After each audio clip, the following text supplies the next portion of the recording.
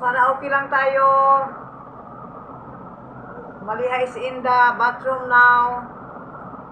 Si Rihanna na ang paghuli na naka-line up. Naglilinis pa siya ng bahay kahit na ano siya. She's not feeling well dahil uso na naman dito ang ubo-ubo. Lalo na dito sa bahay namin.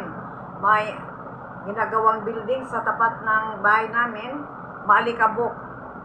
Kaya hatsing ang hatsing ang mga bata. Hindi namin binubuksan ang bintana. Shout out sa atin lahat. Sa mga bago kong subscribers, hello, shout out sa inyo, lumang subscribers, silent viewers, mga sharers, mga nagpa-lipad, love palipad sa atin ninyo. Maraming salamat sa mga suporta ninyo. Monday, may exam si Rihanna, in the following day. Oh? Tuesday. Wednesday may exam. No. The previous. What I was talking. Tapos, natulog kami that night. Monday night, natulog kami dahil pagod nga. Maaga kami natulog. Then, biglang may kumatok sa pintuan namin, mga 9, around 9 a.m. Yung tiya ng may-ari ng building na tinira namin, parang auntie ko na rin siya, lola ng mga bata. Hindi pa naman gaano matanda siya, wala pa yatang 70. Suddenly na-stroke siya, pangalawang stroke na niya. Nakakalungkot na balita para sa amin dahil ang bait ng auntie ko na yon.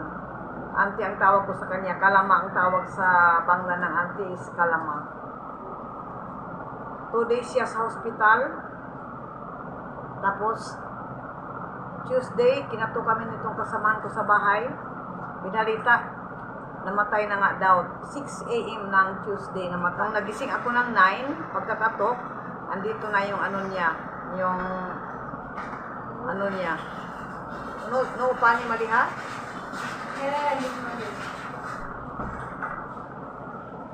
Yung dead body niya. Tapos, dahil yung mga kamag-anak, mga friends, daming kamag-anak sa malalayong lugar, dumarating. Kaya, bali, 3 bahay, 3 flat ang inuupuan ng mga bisita na dumadalaw. Tapos, dito sa bahay namin, may mga tao din, puno ang bahay namin. Tapos doon sa bahay ng caretaker ng bahay namin, may mga tao din doon nakaupo. Tapos doon sa taas, yung kapatid ng cashier namin dito sa bahay, doon ang kainan sa bahay nila. Dahil dito kasi guys, dumating kasi yung dead body, siguro mga 8. Tapos, noon prayer, 1 p.m. nilibing na siya kasi idadaan mo na yun. Mag-pray muna dadalhin yung dead body sa mosque. Then, pagkatapos doon, yung pinaliguan, kasi papaliguan sa Islam guys, sa Muslim, papaliguan bago ilibing. Iba ang magpaligo sa kanila, din pagkatapos nilibing ng 1 p.m. Dito kasi sa pag may namatay, hindi pwedeng mga 3 days, hindi pwedeng magluto yung family ng namatayan. Yun ang dito talaga. Yun ang sa Islam pag namatayan. Pag 3 days, hindi magluluto yung namatayan. So, yung sa taas namin, siya ang nagluto. Siguro mga more than 100 tao ang pinakain after ng libing. That day din, hindi din kami nakaluto dahil busy nga sa bahay, punong-puno ang tao ang bahay namin.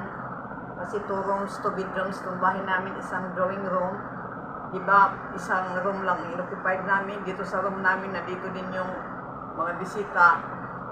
Sa kabilang room, punong-puno nga.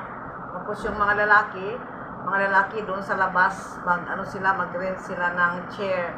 Doon makahilira yung mga lalaki.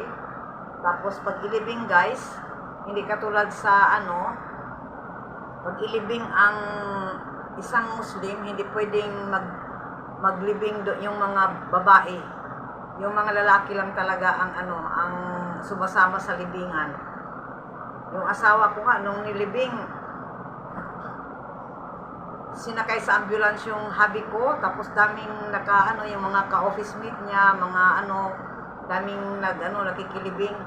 Tapos kami naman, sakay kami sa car ng yung colleague niya, Bangladeshi din, yung parang family friend na namin na colleague niya. Kasi malayo kasi. Tapos ayun, yung binibing ang hubby ko, naligaw yung car na sinakyan namin, buong family kami doon. Naligaw. Kaya hindi namin naabutan yung hindi naman kami pwede makapasok guys. Bawal pumasok ang babae sa cemetery.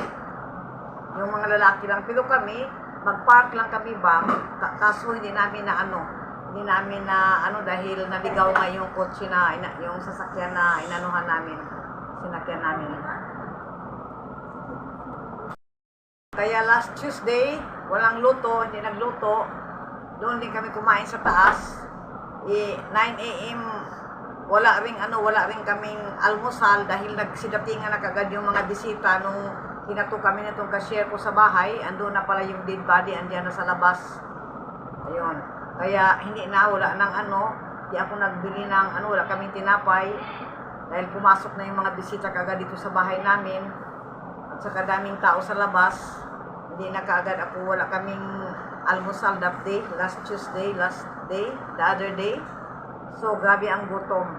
Tapos pinakain muna namin yung mga bisita, nahuli kami yung mga talagang yung mga kamag-anak ng auntie na namatay, nahuli kami kumain, pinakahuli na kami, siguro mga 5 PM na kami nakakain, kaming 5, si Maliha nakakain na dahil umakyat si Maliha, si Rihanna hindi siya umakyat, kaya naawa ako kay Rihanna dahil masakit na ang tiyan niya, dahil hindi naman ako pwede, nahiya din ako kasi nagluto ulit sila, 6 kilo of rice, hindi nagkasya ang niluto, kitchori ang niluto, specialty of Bangladeshi recipe. Di nagdagdag uli yata ng ilang kilo, 3 kilos of rice uli ang dinagdag. Doon kami nagantay nung yung panghuling luto. Kaya si Rihanna naawa ako dahil si Malia nakakain na sa taas. Ayun, bumili ako ng biryani. Kaunti lang, 100 taka ang biryani. So, binigay ko kay Rihanna ang madami, mas kaunti lang sa akin. Hindi ka talaga mabusog ng 100 taka. Tapos, hindi rin nakontento si Rihanna. Yung kumain na, tinawag na ako, magkainan na ng 5 PM. 5 PM na kami nakapag-lunch, yung talagang mga pamangkin ng namatay na si auntie na namatay. Kaya ayun, kumain ako sa taas, tapos dinalhan ko na lang si Rihanna dito sa baba. Kumain din siya dahil hindi siya kontento doon sa binili kong Nakakaano talaga guys, ang bait ni auntie. Kalama ang tawag ko sa kanya, ang bait niya. Talagang for 8 years, naiyak talaga ako. Dahil super bait. Tapos nung the time na talagang alam niya na may ako, shortage kami nung corona time, COVID time, binigyan niya ako ng 500. Sabi ko, wag na po. Binigyan niya sa akin, sabi, kunin mo. Tapos, dati kasi dito lang siya sa kabilang building, tapos lumipat na yung anak niya, kaya malayo na siya ng kaunti. Last Thursday, nandito pa siya guys, bumisita pa siya last Thursday sa amin. Last Thursday, bumisita siya, nandito siya, pinaka-last visit na yun. Tapos, namatay siya. Sunday, inadmit siya sa hospital. Tuesday siya namatay. Ang bait ni auntie. Super bait. Kaya madaming nalulungkot.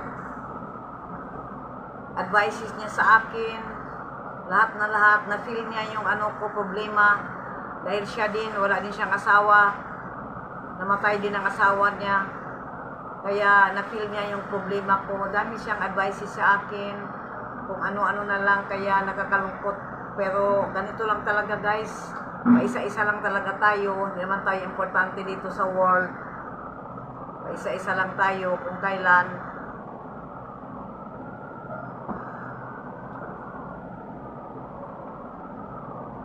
Kaya ganito.